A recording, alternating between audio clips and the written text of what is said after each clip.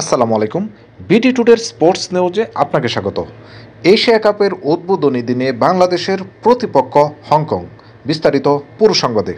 এবারের imagine Asia কাপের পূর্ণাঙ্গ সূচি প্রকাশ করেছে এশিয়ান ক্রিকেট কাউন্সিল এসএসি। দুই গ্রুপে ভাগ হয়ে খেলা 8 দলের টুর্নামেন্টটি হবে ওমানে। 10 দিনে সর্বমোট 16টি ম্যাচ হবে। আগামী 18 অক্টোবর টুর্নামেন্ট শুরু হয়ে পর্দা নামবে 27 অক্টোবর।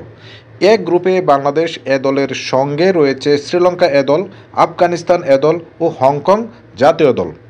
বি গ্রুপে রয়েছে ভারত এ দল, পাকিস্তান এ দল, সংযুক্ত আরব আমিরাত ও ওমানের জাতীয় দল। উদ্বোধনী দিনেই বাংলাদেশ এ দল মাঠে নামবে হংকংয়ের বিপক্ষে। বাংলাদেশের দ্বিতীয় ম্যাচ 20 অক্টোবর আফগানিস্তানের বিপক্ষে। 22 অক্টোবর শ্রীলঙ্কা এ দলের বিপক্ষে গ্রুপ পর্বের শেষ ম্যাচ খেলবে বাংলাদেশ এ দল। ধন্যবাদ সবাইকে। এছাড়া নিত্য নতুন খেলার আপডেট পেতে চ্যানেলটিকে সাবস্ক্রাইব করে পাশেই থাকুন।